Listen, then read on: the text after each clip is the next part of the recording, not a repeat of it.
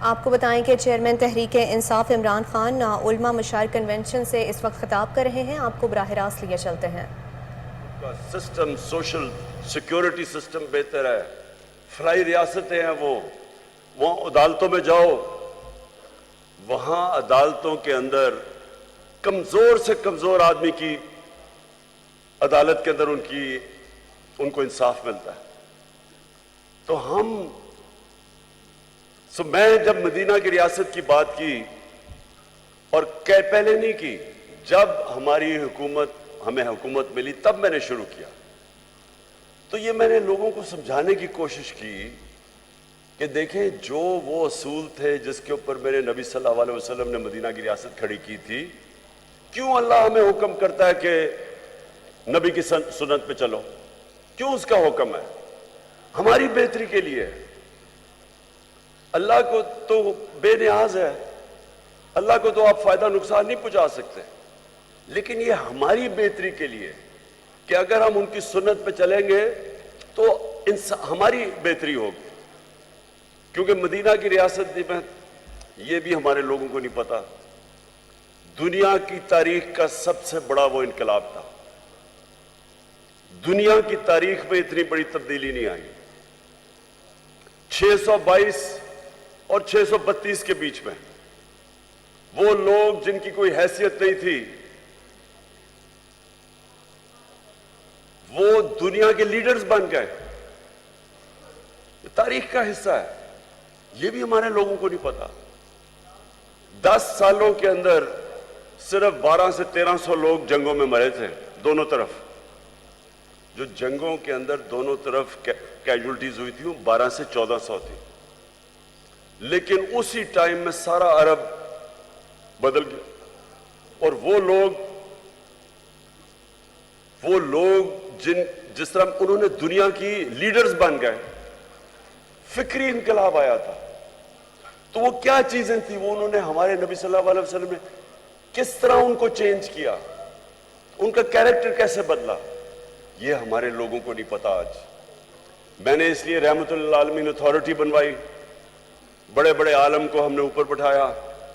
ہم نے کہا کریکولم ڈیولپ کرو, اسکول کے بچوں کو سیرت نبی سکھاؤ, 8, 9 اور 10 کلاسز کے اندر کورس اسپیشل ڈیولپ کرو, یونیورسٹیز کے اندر ریسرچ کرواؤ, کالجز کے اندر ڈیبیٹس ہوں, پتہ چلے ہمارے نوجوانوں کو کہ کیا اتنا بڑا انقلاب کیسے آیا تھا, کیسے دنیا مسلمانوں نے ٹرانسفارم کر دی تھی. 1000 سال تک مسلمان دنیا کی سب سے بڑی پاور تھے. وہ کیا چیز تھی؟ کیوں اوپر, پھر مسلمان جب اوپر بھی گئے پھر نیچے کیوں آئے؟ اقبال نے جو شکوہ اور جواب شکوہ لکھا, کیا کہنے کی کوشش کر رہا تھا کہ ہم اوپر کیوں گئے اور پھر ہم نے کیا, وہی مدینہ کے ریاست کے اصولوں سے پیچھے ہٹے, ہم نیچے آ گئے. اور آج ہم پھر کیسے اپنے لوگوں کو اوپر لا سکتے ہیں؟ اس لیے ہماری کوشش تھی کہ یہ اتھارٹی بنا کے ہم سارے ملک کے اندر لوگوں کو سمجھائیں, اپنے یوتھ کو, نوجوانوں کو, پھر ان کا کیریکٹر بلڈنگ کریں. اس وقت ہمارے بچوں کے اوپر جو پریشر ہے, میں اپنے معزز مشائخ آپ سب کے سامنے کہہ رہا ہوں, موبائل فون نے دنیا بدل رہا ہے. موبائل فون کے اوپر جس طرح کا مٹیریل آج ہے, انسانی تاریخ میں بچوں کے پاس اس طرح کی چیزیں نہیں ہیں. پورنوگرافک مٹیریل ہے, ہر قسم کا گند ہے, فائدہ بھی ہے, علم بھی ہے, لیکن دوسری طرف ہر قسم کا اس میں ایکس ریٹڈ مٹیریل ہے جو بچوں کو کبھی انسانی تاریخ میں بچوں کو یہ چیزیں نہیں دیکھتی.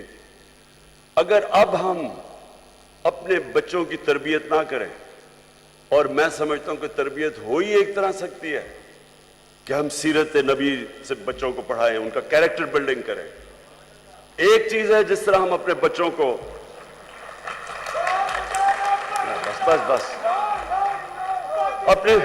بس بچوں کو ابھی سے ان کی تیاری کروائیں اپنی حفاظت کرنے کے لیے, کہ جس طرح کا یہ ہے. اور میں آپ کو بتا رہا ہوں, میں جب پرائم منسٹر تھا, میں نے جب آئی جیز کو بلوایا, ان سے پوچھا کہ بتائیں کون سی جرم تیزی سے بڑھ رہے ہیں, تو ہمارے زمانے جب میں 4 साल पहले की बात कर रहा हूं, तो जो सेक्स क्राइम्स हैं ये तेजी से बढ़ रही है पाकिस्तान में। बच्चों से जो ज्यादती हैं वो बढ़ रही हैं, और वो इसकी बहुत बड़ी वजह मोबाइल फोन है।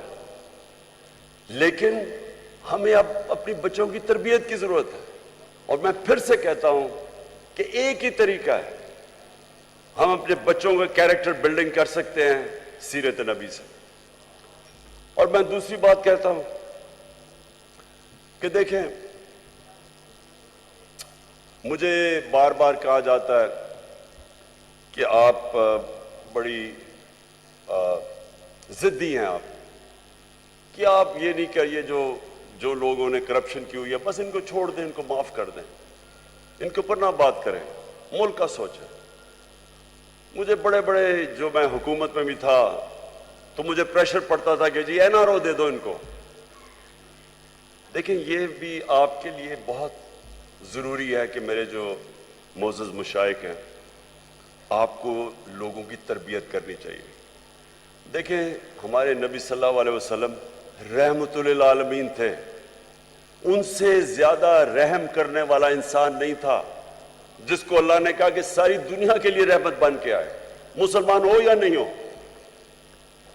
लेकिन उनको जो सबसे ज्यादा रहमत करने वाले इंसान थे, रहम करने वाले इंसान थे, जब फतह मक्का हुई उन्होंने उन सारे कुफार को माफ कर दिया जिन्होंने मुसलमानों पे बड़ा जुल्म किया था, उनके ऊपर हर किस्म का तशद्दुद किया था, उनको हिजरत करनी पड़ी, उनके जिस तरह की मुश्किलात का सामना करना पड़ा।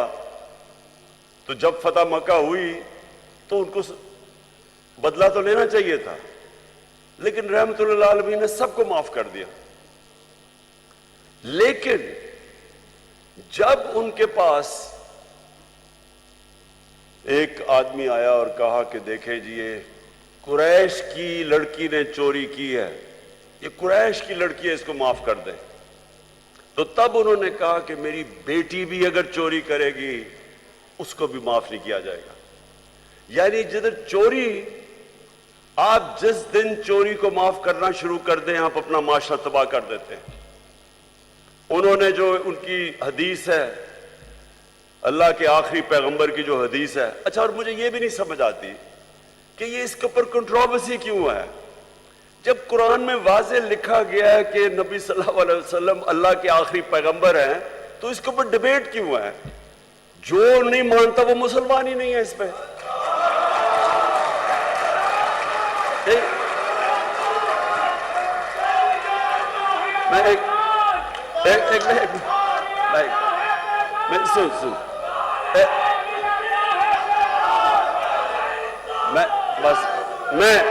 मैं सुन मैं सिर्फ ये कह रहा हूं कि ये बार बार के जी वो फलाना कायदियानी है, किसी के ऊपर भी उंगलियां उठाई जाती हैं।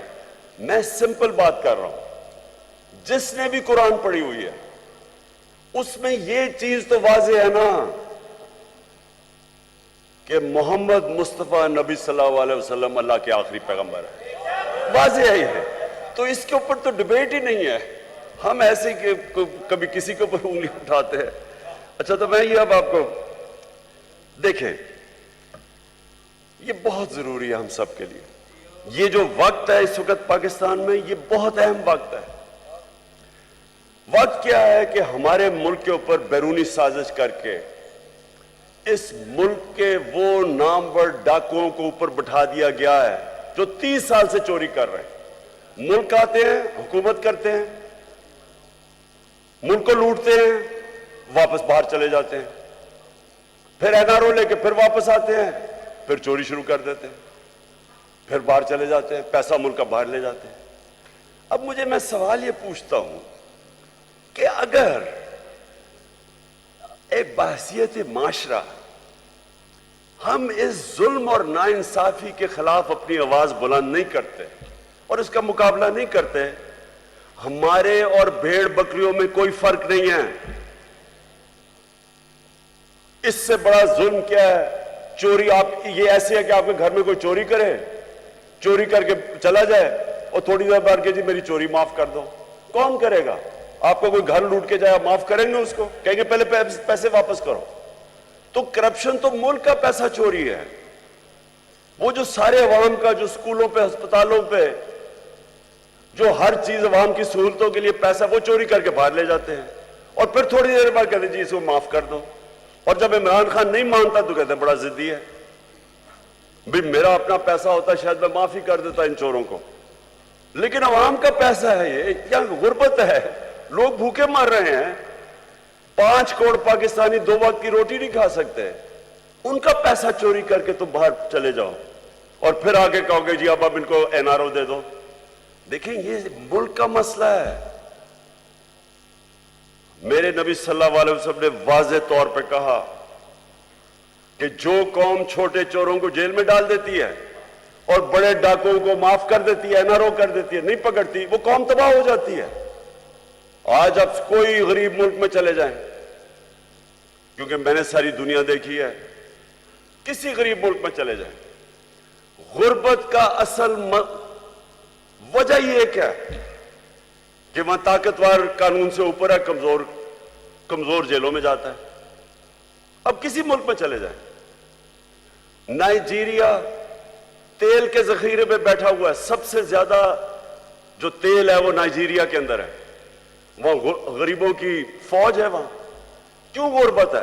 क्योंकि उनके ऊपर लोग बैठ के पैसा चोरी करके मुल्क से पैसा बाहर लेके जा रहे हैं। स्विट्जरलैंड चले जाएं, स्विट्जरलैंड में कोई वसाइल ही नहीं है। हमारे जो शुमाली इलाके हैं, नॉर्दर्न एरियाज, स्विट्जरलैंड से दुगने बड़े साइज में और स्विट्जरलैंड से बहुत ज्यादा खूबसूरत है। वो मुल्क जिसके पास है ही कुछ नहीं सिवाय पहाड़ों के, वो दुनिया का सबसे खुशहाल मुल्क है, क्योंकि सबसे ज्यादा दुनिया। लाहौर में तहरीक इंसाफ के चेयरमैन इमरान खान उलमा मशाइख कन्वेंशन से खिताब कर रहे हैं। उनका कहना था कि अपने मुल्क की बेहतरी के लिए मदीना की रियासत की बात की। उन्होंने कहा कि इस अथॉरिटी के जरिए नौजवानों की करैक्टर बिल्डिंग करने की कोशिश की गई। उन्होंने कहा कि अपने ज़मीर